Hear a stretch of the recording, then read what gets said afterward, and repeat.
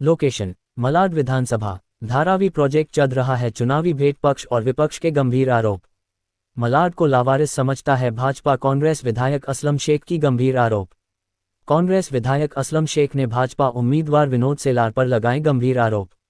Anchor Maharashtra विधानसभा चुनाव में मलाड विधानसभा की सीट पर सबकी निगाहें टिकी हुई है, जहां भाजपा मुंबई अध्यक्ष के भाई विनोद सेलार की अस्मिता दांव पर लगी है। वहीं 3 बार से लगातार कांग्रेस से विधायक असलम शेख चौथी बार पूरी ताकत झोंक दिए है।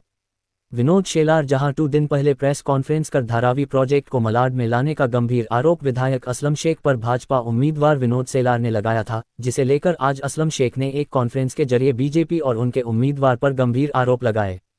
असलम शेख ने साफ तौर पर कहा कि धारावी प्रोजेक्ट को मलाड में भारतीय जनता पार्टी लावारिस समझकर लाई है। हम ऐसा नहीं होने देंगे, ना तो हमारा इस प्रोजेक्ट से कोई संबंध है, ना तो अदानी अंबानी से कोई रिश्ते हैं। यह भारतीय जनता पार्टी की खोखली राजनीति है जो मलाड की जनता को फंसाने के लिए की जा रही है।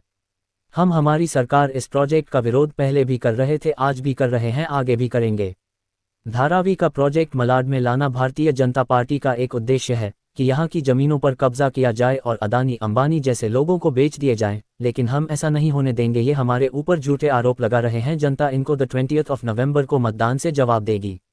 कांग्रेस छोड़ शिवसेना शिंदे गुट में शामिल हुए संतोष कोली आज फिर विधायक असलम शेख के नेतृत्व में कांग्रेस का दामन थाम लिए। इसका सबसे ज्यादा नुकसान भारतीय जनता पार्टी को होगा, क्योंकि मठजट्टी में मराठी मानुष के अलावा मछुआरा समाज बड़े पैमाने पर रहता है, जिसमें संतोष कोली की एक अच्छी पकड़ मानी जाती है। अब ऐसी स्थिति में वह शिवसेना छोड़ फिर कांग्रेस में आए हैं, तो इसका फायदा विधायक असलम शेख को मिलेगा और धारावी के प्रोजेक्ट के विरोध में समर्थन भी।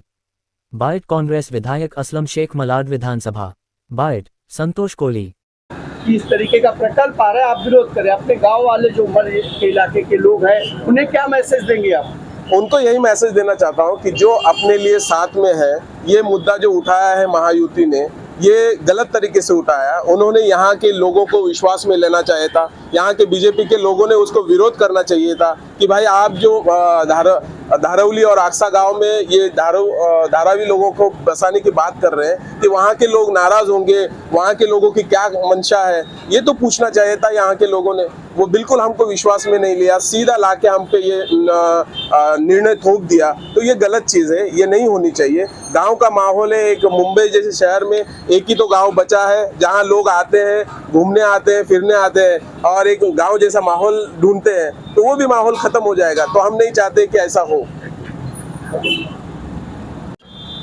सर, धारावी प्रोजेक्ट को लेकर के विनोद सेलार द्वारा एक वीडियो बयान दिया गया है। कहा गया है कि असलम शेख ने इसका विरोध नहीं किया। क्या कहना चाहेंगे सर? ऐसा है कि भारतीय जनता पार्टी ये भारतीय झूठ बोलने वाली पार्टी है।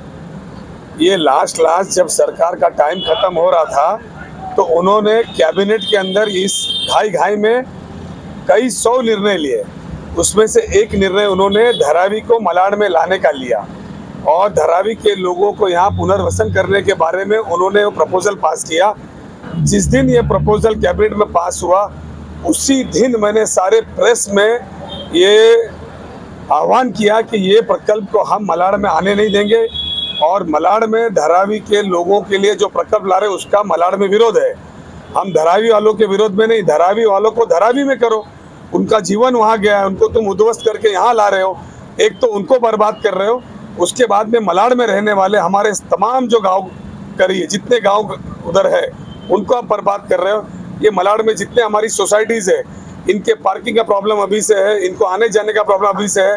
आप लाखों लोगों को लाके यहाँ पे खराब करोगे, यहाँ का इन्वायरमेंट खराब कर रहे हो, यहाँ की ओपन स्पेसेस को आप खराब कर रहे हो।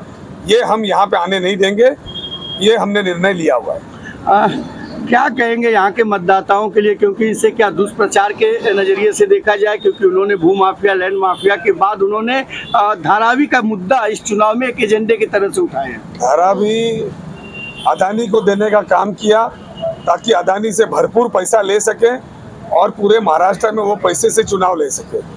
यहाँ पे कोई ज़रूरत नहीं है धारावी के लोगों को लाने की। धारावी के लोगों को धारावी में रखो और उनके पास मलाड में कोई कैंडिडेट नहीं है। मैं पहले से कह रहा हूँ 1 साल पहले से कि मलाड में कोई लड़ने के लिए तैयार नहीं है। मलाड में उनके पास कोई सक्षम कार्यकर्ता नहीं है। इसलिए भारतीय जनता पार्टी को हमेशा बाहर से किसी को ला के खाली दिखाने के लिए लड़ाना पड़ता है। आप देखिएगा आने वाले दिनों में 23 तारीख को जब रिजल्ट आएगा तो 25,000 से 50,000 के बीच में भारतीय जनता पार्टी का कैंडिडेट यहाँ से हारेगा और फिर चला जाएगा। ये जो मलाड की टिकट है भारतीय जनता पार्टी की, ये टिकट फॉर सेल है। यहाँ किसी कार्यकर्ताओं को आपने 15 साल में देखा नहीं होगा कि लड़ा होगा।